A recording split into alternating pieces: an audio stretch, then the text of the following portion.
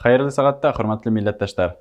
Бүгенге видеомонологта Башкортстан Республикасының билдәле курайсыһы, Курай байрамы 2014 Гран-при яулаусыһы, Заһир Исмәгыйлев исемендәге Өфө дәүләт сәнгать институтының доценты, Башкортстан Республикасының милли халык уен коралдары оркестры солисы, Башкортстан Республикасының Курайсылар союзы рәисе, Башкортстан Республикасының атҡаланған мәдәниәт хеҙмәткәре Артур Гайсаров, Башҡорт халыҡ көйө «Ҡаһарман кантон».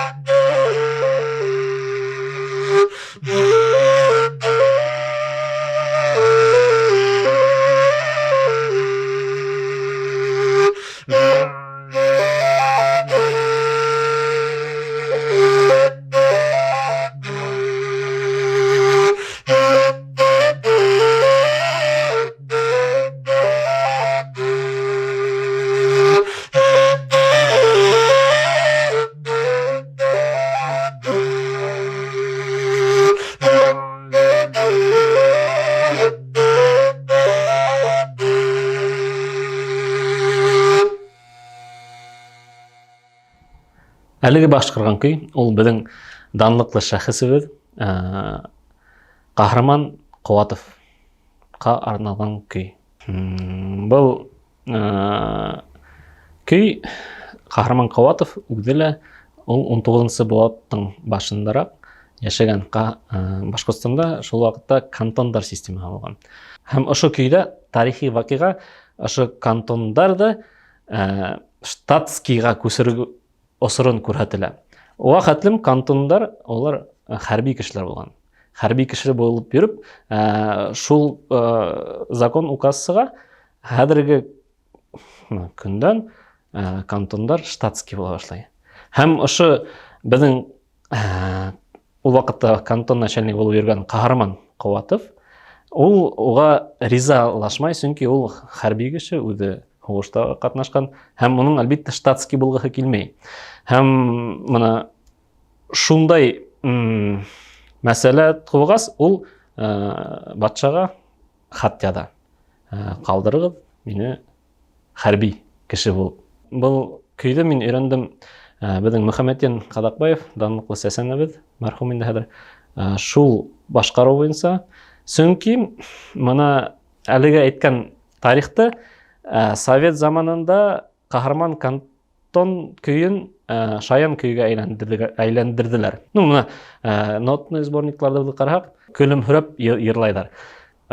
Ысын барҙа был бик фәлсәфи көй, бында уйҙар бар.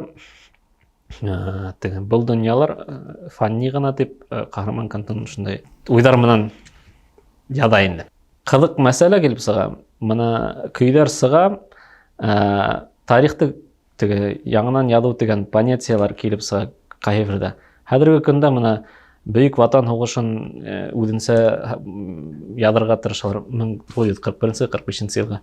1812 йылғы Ватан һуғышында төрлө хәҙер мына версиялар тыуып килә. Ошо көйҙәр біздің тарихыбыз. То есть Кахарман кантондың атағы Борангол кантон, ол шул Наполеон һугышында катнашып, һәм ул шул Кулатовларның нәселе, алар күп елдар ошо үтәргән волосының начальниклары булып яшәй инде. Шуга мына шундай тарихты язмаһыннар дип, без ошо көйләрде күбрәк уйнарга тиешбез. Сатирический яктан түгел, исторический яктан һәм мына шулай тарихтарын һөйләп, чөнки ул осырдагы көйләр безнең байтак кына, без халык буларак ул көйләрдә күбрәк башкарһак, уйнахак, тарихтан бәлки язмастар башкортлар анда булмаган. Чөнки нисәмә көй бар именно башкорт халкында гына таралган. Значит, без анда катнашканбыз.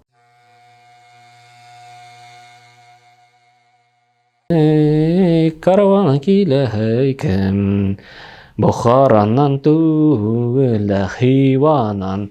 Мына ошо караван килеү ул безнең тормыш. Ул караван килә шул теге Бохаран түгел, Хива ягыннан. Мына безнең тормыш ушулай караван һымак. Мына әлегә караһаң, алыста килгән камак. Безнең тормыш теге оҙон һымак, без оҙаҡ яшәрбеҙ һымак. Әммә ләкин ошо без шул караванда китеп барабыҙ. Только уны үҙебеҙ шул караванда барғас, без аны аңламайбыҙ. Безнең ваҡыт үтә икән, теге тормош үтә икән. Шуға был көйҙә, был көй миңә яҡын, сөнки мында ниндәйҙер фәлсәфи уйҙар бар. Шул уҡ йәһәттән был көйҙә мына оҙон көйҙәрҙе мин яратам. Мына был көйҙә ритм ише бар. Сөнки каравандың ниндәйҙер ритмы бар дип әйтәйек. Шуға безнең тормоштың да ниндәйҙер ритм бар. Хәҙерге көндә безнең ритм бик шәп. Хәҙер мына ошондай тәҙрәгә ҡарап торып та әйтә алам, шул караван килгән һымаҡ ҡына тормош барһын инде.